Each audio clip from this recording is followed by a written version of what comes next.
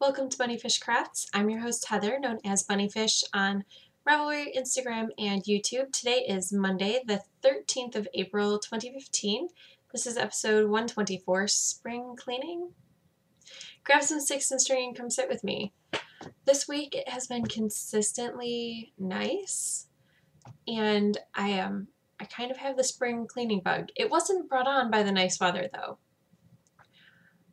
It was actually brought on by a really, really horrible thing that happened. Someone at Steve's work, they had a house fire and they lost everything. And they have two small boys. So Steve sent me a text from work saying, "Hey, do we have any clothes that are 2T and 5T?" And I was like, I can check. So I did. I cleaned out the kids' closets, and I didn't have a lot that fit that age range because Gabriel just grew out of 5T like last year and Mara's 4. So there wasn't a lot sitting around in the closets, but there was a box. And that made me want to clean all the things, but I have to tackle one project at a time because I know me. And even though I want to start cleaning all of the things, I will start cleaning all of the things and then stop halfway, and then everything will be more of a mess than it was when I started. So I really want to spring clean all of the things, but restrictions on time and energy. And my kids, they want to go to the park. We went to the park 4 times last week, which is great, but it cuts into time I could be cleaning. So, also, outside we have flowers coming up, so I did 6 bags of mulch yesterday, and I plan to do 6 bags today. That's why my nails are painted, because I have gloves, but the kids do not have gloves, and sometimes they really want to help. They will only help if they get to have my gloves, so then I'm left gloveless. So my cuticles and the little, what's this called right next to your nail, that little skin ridge, does that have a name? If you know, let me know, because I would be interested, but not interested enough to do my own research, apparently. Those are kind of dyed black because we use black mulch.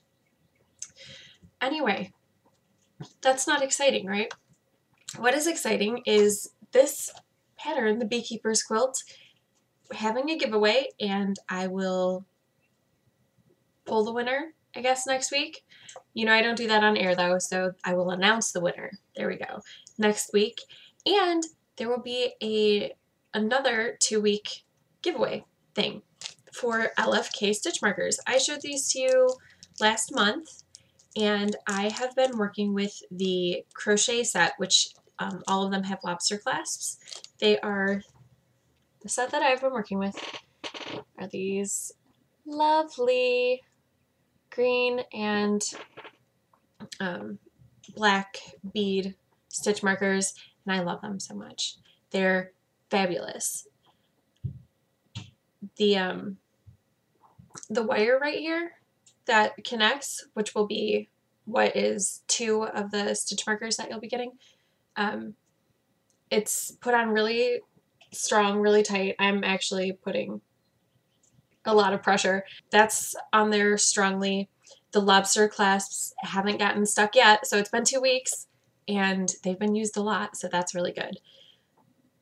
They stay on really, really well. The lobster clasp fits up to a size 3 needle, and they're really pretty, and they're not heavy. So I received these, this set. It was a gift, and Anne sent along stitch markers for you and another set for me. Well, I love them all so much that what I'm going to do is there will be a prompt in a thread, and it will be go to Anne's shop and look at her stuff because it's crazy pretty, and let me know which one's your favorite in the shop, and then you will get to pick which set you want, you being the winner. There will only be one, but the winner will be able to choose between these 2 sets. And these 2 sets have 2 stitch markers each with the wire loop. So a knitting style stitch marker, and then a progress keeper or crochet style stitch marker, whatever you want to call it, with lobster clasps. The options are zebra beads, silver and black with pink beads, or these blackish, silverish beads with little blue beads. Because I love them both so much, and I would rather have the winner pick the set that they like more than me say, okay, you can have this one, and the winner be like, oh, but I really like the other one, because I think they're both super pretty, and hopefully you'll have an equally difficult time deciding. I worked on, since I've already spoiled it, I worked on the tube sock for my nephew, and this is where I was last week, and the first one is finished. I've not yet started the second one because I worked till late last night, and then I got home and it was 2 a.m., but I wasn't ready for sleep yet, and came in and I watched a podcast and finished off the sock. And then when I finished off the sock, I was like, okay, I'm done. I can't brain enough to cast on a new sock, so I'll cast that on today. You might notice that it looks a little bit different than my previous children's tube socks. I decided to play around with the ribbing a little bit. So instead of being a graduated ribbing, I started on either side with making it purl 2, knit 2, purl 2 around the center stitches. So it was purl 2, knit 1, and then the center stitch marker, and then knit 1, purl 2. And awkward trying to turn my arm so you can see. It'll be easier if I turn the sock on my arm so it's flat. There you go. So I just went along until I felt like it, and then added another purl rib, and then another, and then over here, the last one. So it's a little bit different. It's 2x2 ribbing. It ends up being instead of a 1x1, and it was just kind of fun to change up the ribbing pattern. This is a 56 stitch count sock, and it should fit my nephew for a while because it fits me. It's an ankle sock. It has the stretch around the heel so it doesn't bunch, and yeah, so it's a good sock. Mostly it will fit him until his feet become too long, I think, because I have pretty big feet. I have size 9 women's feet, so that's not huge, but that's still on the biggish side. The yarn is from 716 Knit. It's 716 sock in the Daria Club colorway My Hormones Don't Rage. And this is my LFK stitch marker, which I love. And I'm going to show you bags this week because almost all of my projects are actually in project bags because I've been carrying them around. And that doesn't always happen. So this project, the yarn is being kept in this little crocheted yarn bag that I won for Tour de Fleece last year, I think, or it was the Ravelinic Games last year. I'm not sure. One of those two, I was on a team and we all did prizes. But then that lives inside my Sewn by Lindsay tetrahedron sock bag because I take it to work. And this is my work bag. So it's got all of my stuff. It's got lotion and headphones and a box cutter, measuring tape, nail clippers, chapstick, my mini wallet, an extra DPN, a darning needle on some stitch markers. So it's got everything, and I want the yarn to be protected from everything. Plus this bag gets thrown into my purse when I go out into the world. So I just decided I would keep the cake in here so it wouldn't get all disastrous. I also worked on Beth's Little Star Afghan by Beth Parsons. And I believe that I only had the center star last week, but maybe I had put on the brown. I don't think so. I can't remember. I should have put a marker, and I thought about that, and then I didn't, of course. So it is substantially bigger. I am on the 4th block of the blue section, so I'm going to, my plan, which will depend on yarn, my plan is to do 5 of these blue sections and then 5 brown stripes, so the last brown stripe will be on the outside, and that will finish off the blanket. That's my plan, but I don't know how far this blue yarn is going to go. I'm not weighing it or anything. I don't know if I'm using full skeins or partial skeins because it's been in my stash for a really long time, and I got some partial skeins when I got it because I got it from Jasmine. So I was crocheting along, and you know how sometimes when you're crocheting straight from the skeins of yarn from the store, the outer layer will just be a disaster if you're going from the middle. Well, this one was not. The first one was not. I already have one skein of the blue, which is Red Heart TLC Essentials in Robin Egg. I already have one skein, and I was in this 3rd section somewhere, and all of a sudden I only had this much yarn, and I was like, what? What is going on? Because I expected to have some resistance or something, some problem from the outermost layer of the skein, and I didn't. And I was like, oh, I guess we'll attach the second skein. So I don't know how far the second skein is going to get me for the blue. I'm going to do whatever the last full round is, unless I get to the 4 rounds that I need for the 5th section, and then I'll stop it. But if I can't get to the 4th round, I will do the last full round that I can do using the blue, and then I will just make up whatever rounds I need to using the brown, which is Red Heart Super Saver in coffee. And I'm making this using my USG 6 4.0 millimeter hook, which I love because it's got this grip on it. If you don't have, what are they, like ergonomic crochet hooks, I recommend trying one. You can just get hooks with something on them. I was given this in a swap, which was really nice. Or you can purchase the grippy thingies. I know that Walmart and Joann's both have them. You can find them on Etsy. Yeah, so all over the place you can find them. I worked on the boyfriend socks by, oh wait, I want to show you the bag. I am using my Knitting's My Bag, which I won from a giveaway, maybe a knit along.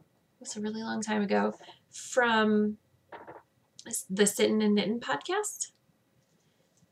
And I really love this bag. Last week, Mara counted all of the monsters. It was a lot of monsters. I don't remember how many monsters, but she really, really likes this monster bag. And yeah, it's covered in cat fur because it hangs off of the arm of my chair. Also, I'm really, really sorry about how squeaky my chair is. I should probably oil it. Actually, I should probably retire this chair to the children and get a new one because it's kind of, it's not very comfortable anymore. So that might happen. But anyway, I apologize that it's squeaky. And the bag hangs off of the arm of this chair, and my cat rubs up against it frequently, or the dogs, or whatever. But that's what project bags are for, right? To keep all that fur off of the yarn. And I will defuzz it after this project.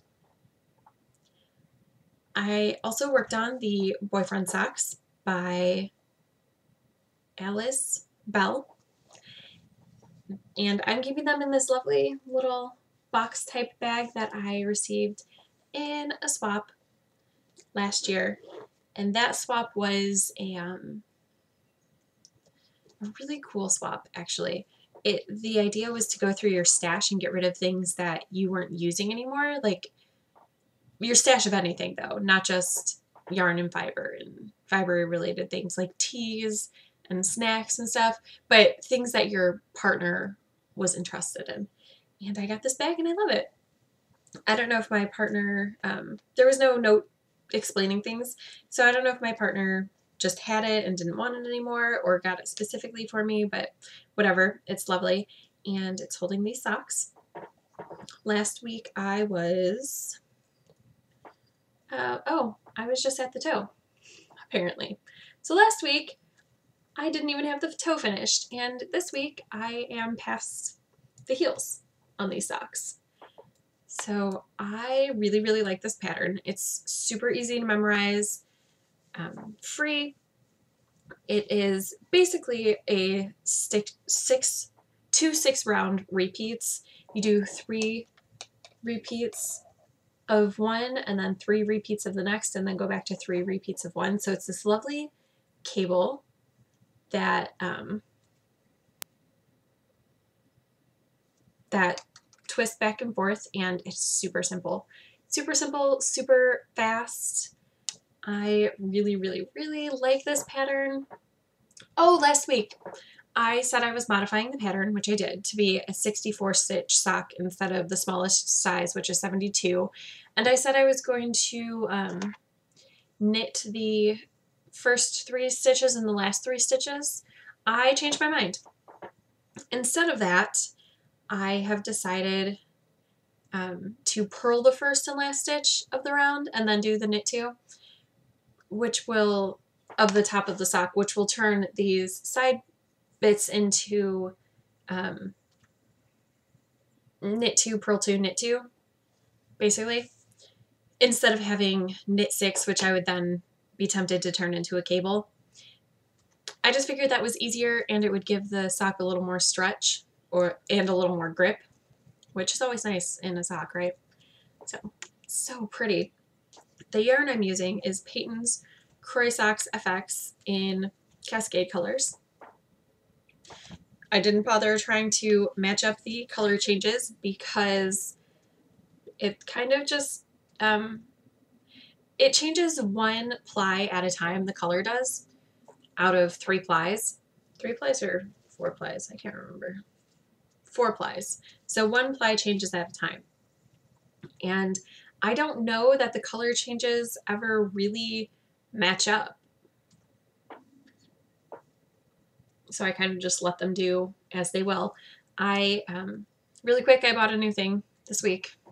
Well, I bought 2 new things this week, but I'm going to tell you that I bought a 3rd skein of this. This was one of the yarns that I got on Valentine's Day. And this, I went and bought a 3rd skein and did the heels in that 3rd skein just in case. I would rather be able to make the socks as tall as I want them and not worry about it than have to play yarn chicken. And worst case scenario, blanket square. Otherwise, these socks would take up pretty much all of the yarn. My last work in progress is the Charybdis socks by Fiona Bennett. And I'm using Science Monkey Mercantile Faraday sock yarn in the colorway Jovian Princess, which I love so much. This is what the yarn looks like. It's just so pretty. And this is what the socks look like. I'm in an awkward place right now. So let's see. This stitch marker right here is where I was last week. So I made decent progress on both feet, and then I did 1 heel. Why would I stop after only 1 heel? I don't know. So 1 heel, I will have to do the 2nd heel. Hopefully today or tomorrow, but we'll see. So I have to do the 2nd heel and then continue working on. And this pattern I've been working on forever. And the pattern is really, really nice. It's really, really simple. And I think that is the problem. I don't want simple right now. I want all the complicatedness. So I'm loving the cabled socks. And these ones are simple and I'm just not working on them so much. Of course, I will just make them into my work knitting after I finish these socks. So they will be finished this month. They need to be finished this month. I can't handle them being on the needles any longer than that. Yeah, that's what I'm working on, or that's what I have been working on. I also have a secret project that I started last week, but I can't show that to you. It'll be in the ZK thing episode. I worked on Hexa Puffs. I'll show you those next. So I made 8 this week. I want to get back into the habit of making 7 a week and then a celebratory Hexa Puff. But I also really liked the idea of having a celebratory Hexa Puff for every finished object that I finished while I was making the blanket. So I went back through my show notes and I have 43-ish finished objects since I stopped working on this, which I thought I put it down in November or something. Oh no, this blanket has been waiting for me to work on it for much longer than that.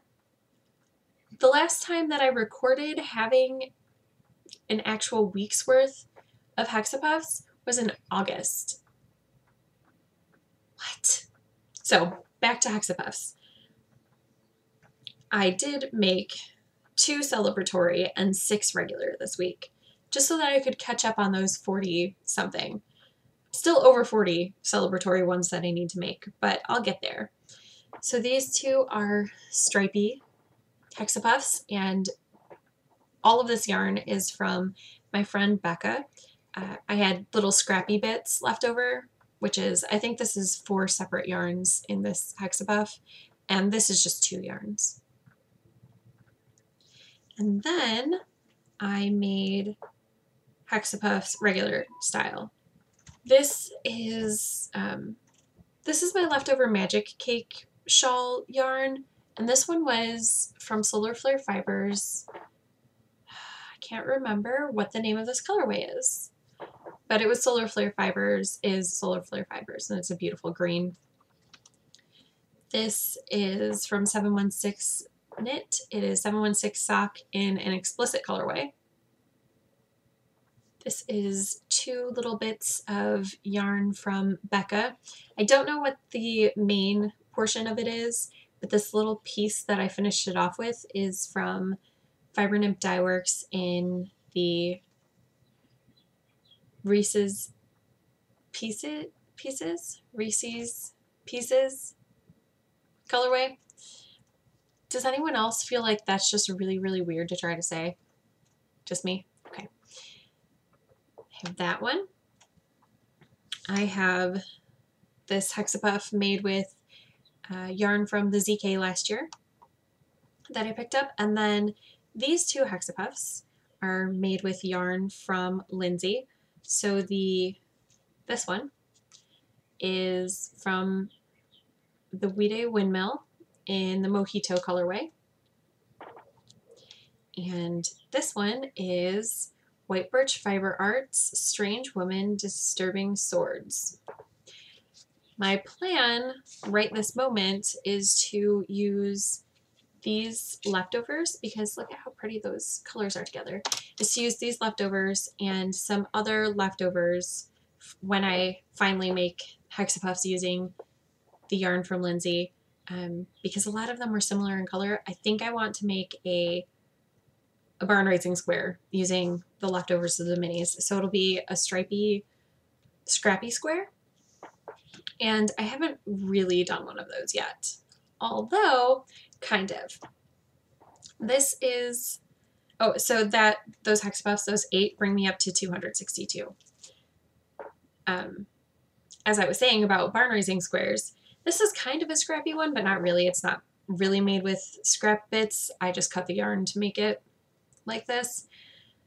This is number 18. And it will be finished by the time editing is finished with this, so I will insert a picture here. These are the yarns that I used in my sister's suggestive message socks, and also in the test knit of, I can't remember what that shawl is. I test knit it for Josh. I want to say Fractured, but I'm not sure.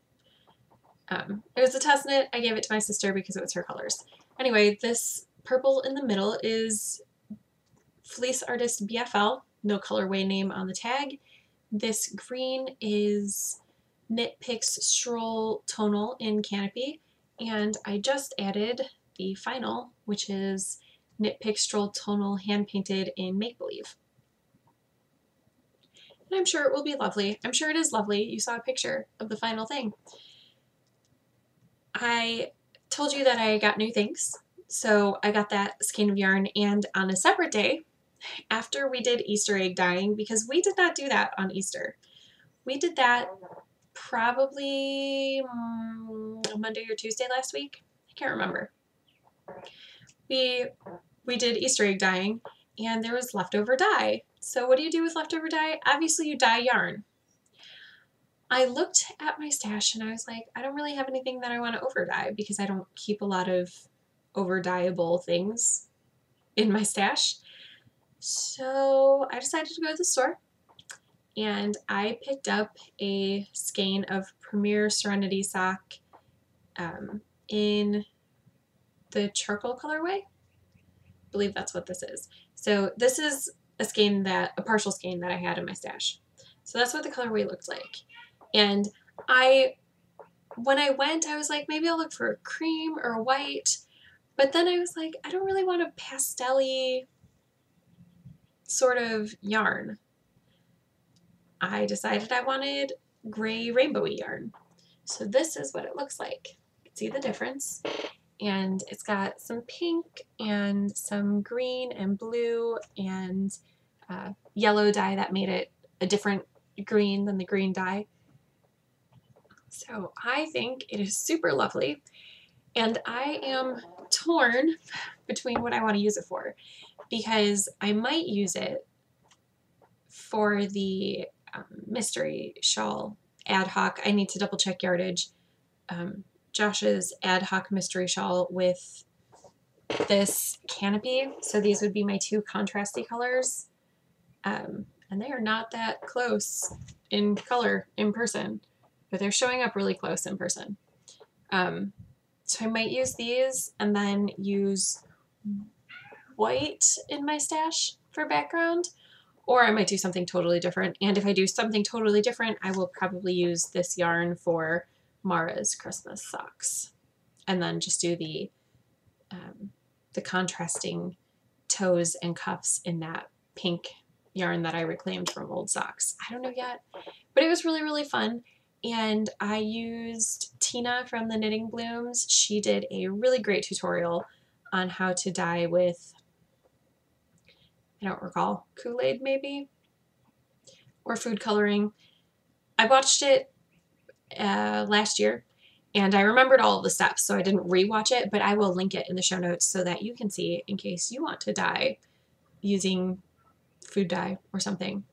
Oh, I just love how this yarn is. It's just a little bit different. Well, actually, it's very different than what it was, but it's not a variegated, really. It's more of a tonal, and it's really, really, really pretty. I love it. What am I reading? Oh, I finished 2 books this week. I finished Love in the Time of Global Warming, which I really, really liked through the end.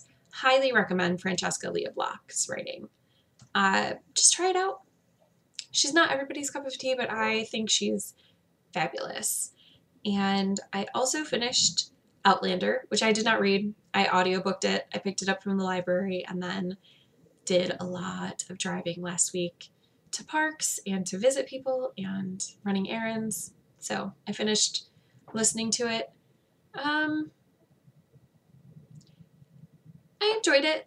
I put the second audiobook on hold at the library, and I don't know if it's because I really like the story or because the thought of not having an audiobook in my car is kind of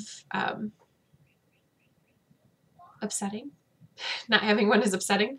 So that is in my car now, or will be in my car this week when it gets into the library, because the library had it but not at the branch that I go to. So I'll be starting the second one this week. Yeah, I'll probably watch Outlander. what's that on HBO?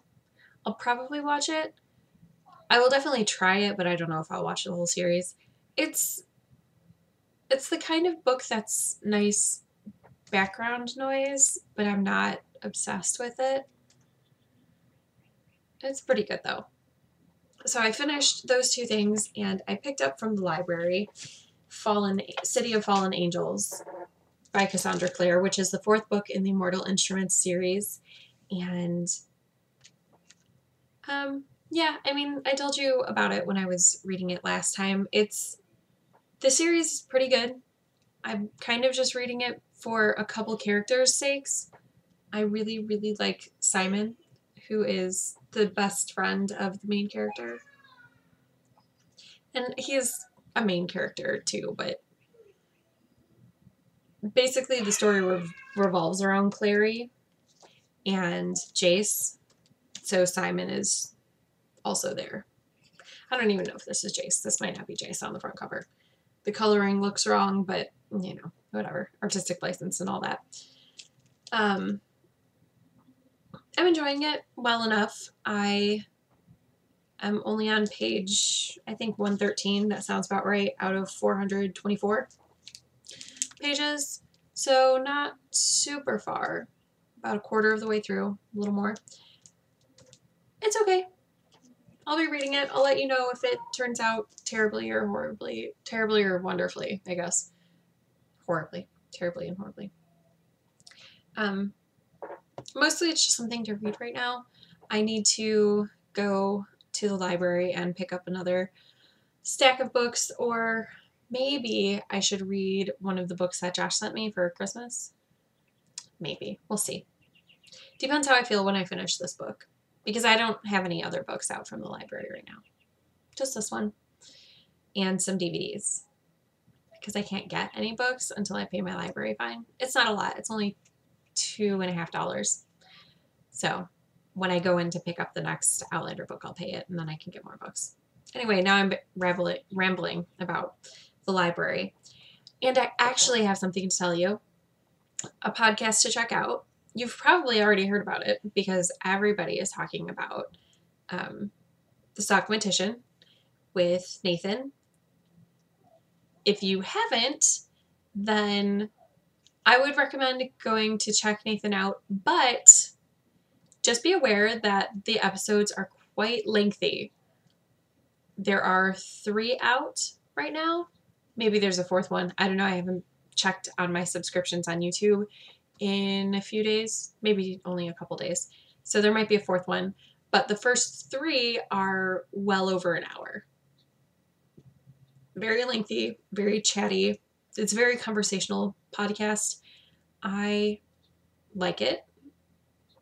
But I can only do it in small doses. So, you know, like 15 minutes and then go do something, and then 15 minutes and go do something. Not because of the podcast itself, but just because that's how I operate. I can only do anything for so long, and then I need to go do something else unless I'm doing 3 things at once. Like knitting and reading and drinking tea. Then I can sit for a while. Well, then I can sit for about an hour. I know this because yesterday I went to knitting and nobody showed up, and I only stayed for an hour because I had my chai, my book, and my knitting. And then after that time, I was like, okay, if I was also talking or talking instead of reading, it would have been fine. But since I was just reading, it's like, okay, an hour is all I can take. I'm going to go. Anyway, I hope you made something fantastic with your 6th and string, and I will see you next week. Bye. Good morning, special segment. Oh man, I look super pretty this morning. So I just got out of the shower, and that's what you're getting. It's not normal recording day, so whatever. Last night I was in a VKN, and I started making Hexa Puffs again, magic looping, and I decided 7 is a little bit too much. When the Hexa Puffs are at their biggest stitch count, they just don't fit very well, all 7 of them on the circular. Obviously workable, but not as nice as only having 6 on the needles. So someone asked me what my setup was, if I had them all in plastic bags, and I do not. So I'm just going to show you. Here are my 3. You could use bowls. I happen to have rolls of duct tape. I have 3 of them sitting on my desk, and each one has a ball on the center and then a what is this? A hank of a mini skein around the outside. And I find that that's working out really well for me because I have a lot of hanks of mini skeins. The biggest obstacle for doing so many Hexa Puffs at a time is making sure that the yarn doesn't get tangled. I don't have a problem with it because I am in the habit of making sure my yarn doesn't get tangled because I do 2 at a time socks so frequently. But the trick to it is when I am working across needle 1, going from needle 2 to needle 1, I turn my work clockwise, and then when I'm going from needle 1 to needle 2, I turn it counterclockwise. So every time I'm changing the needles, I'm rotating one way and then the other, so the yarn never gets tangled. It crosses for the first turn and then uncrosses for the second.